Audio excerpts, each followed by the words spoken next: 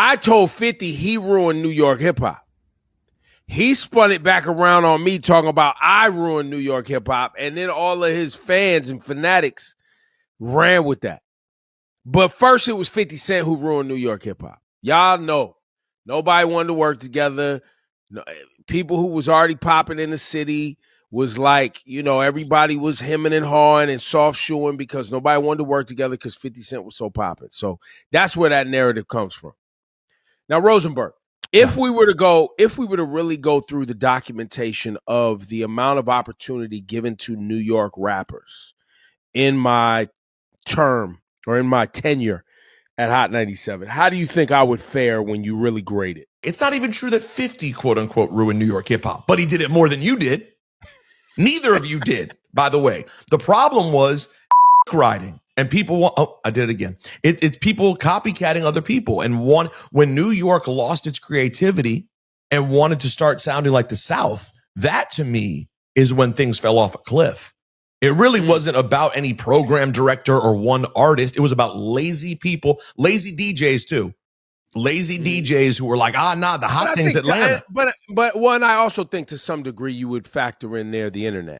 Yeah, I'm glad Rosenberg said what he said, because I remember when Ebro told 50 Cent that he ruined New York hip hop, and I totally disagreed. Now, this is me, an outsider looking in. Of course, I grew up listening to all hip hop, New York, down south, West Coast, Midwest. So I think my perspective is a little bit more seeing the forest for the trees, lack of a better term. I think Ebro's point of view was a little bit more contained in it, and I understand what he means in terms of like the opportunities that New York rappers passed up on because 50 was popping, and people didn't want to get associated and wrapped up in no beef and all that other stuff. I totally get that. I definitely understand that, but I want to take this back to the early 90s. Now, New York never really fell off at all in the 90s, and even the 90s was the golden era. But if you go back to the late 80s, early 90s, the West was running hip hop.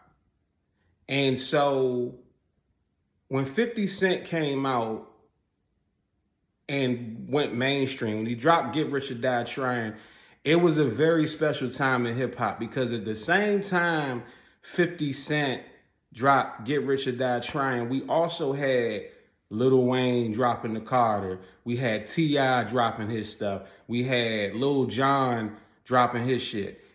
And all of that synergy is what really blew up the South. Now, this is my personal opinion. This is the opinion of somebody that lived through it and literally watched the world change. I watched this go from analog to digital.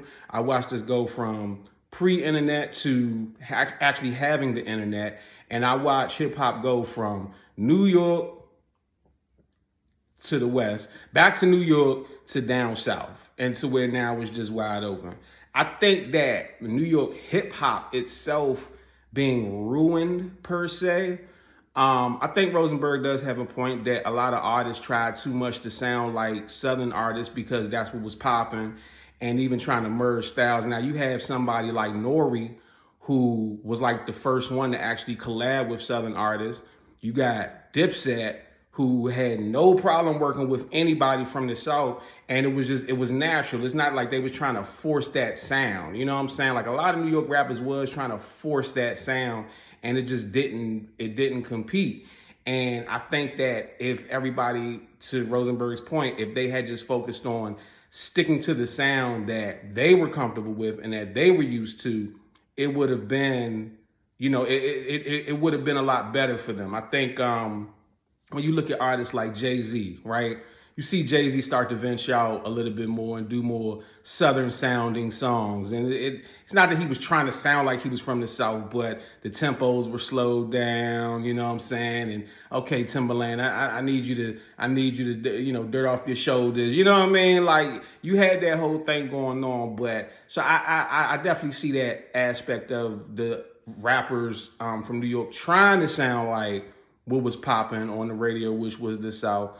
But I think, honestly, if you just make your own records and then have those Southern artists on those records, that synergy still would have been there for New York and for the South.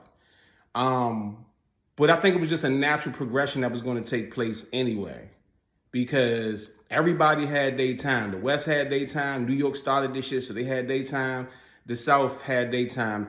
And the thing about the South is, the South has always been around. You always had 3 6 from Memphis. You always had Rap-A-Lot from Texas. You always had Luke from Florida. You always had Louisiana rappers, Alabama rappers.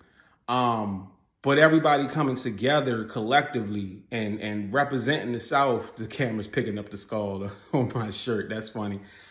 Everybody coming together and representing the South. It was the energy. And when you have, 10 states, 13 states coming together to represent an entire region of a country versus a city, it's different. It wasn't a South versus East thing. I don't even really want to think it was like a South versus New York thing for real, because it really wasn't never a versus. It's just that, I'm going to be honest. I think that the South has a lot of great artists, a lot of legendary artists, 2 Chainz, Ludacris, Weezy, T.I., Jeezy, Gucci, Rose. The list goes on and on. Rest in peace, Young Dolph. I fuck with Yo Gotti, UGK, Scarface, who's in my top 10. The South has always had great artists. I think what happened was sort of the degradation of music.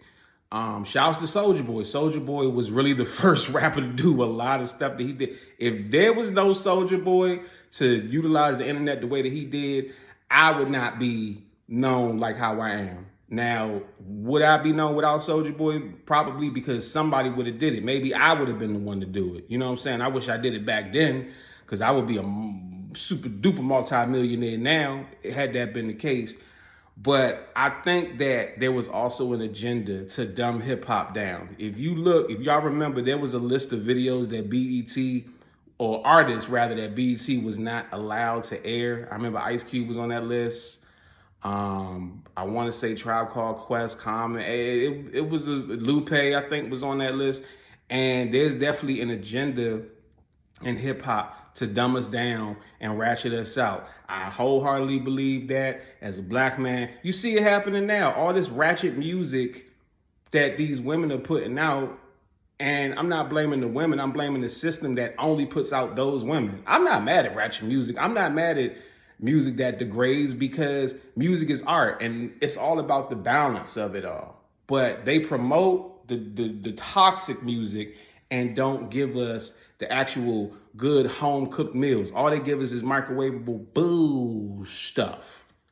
And so I think that's part of what happened with the South, because even though the South had great artists, the slang was different, the tempo was slower, it was a lot. So it just kind of had this, you know how they say like they slow in the South, and that's not necessarily true. Like they like to take their time, but they not like stupid or nothing, you know what I'm saying? But I think that the powers that be kind of used that frame of thinking as an opportunity to push that out there, to make that the agenda. Now, the interesting thing about this clip is that 50 Cent reposted it on his page and said, "That's why I put a word in to have your show taken off the air. You can't just go around saying nasty things about people." I don't know if he actually did that for real or not, but knowing 50 Cent, you never know. That's my 92 cents on it.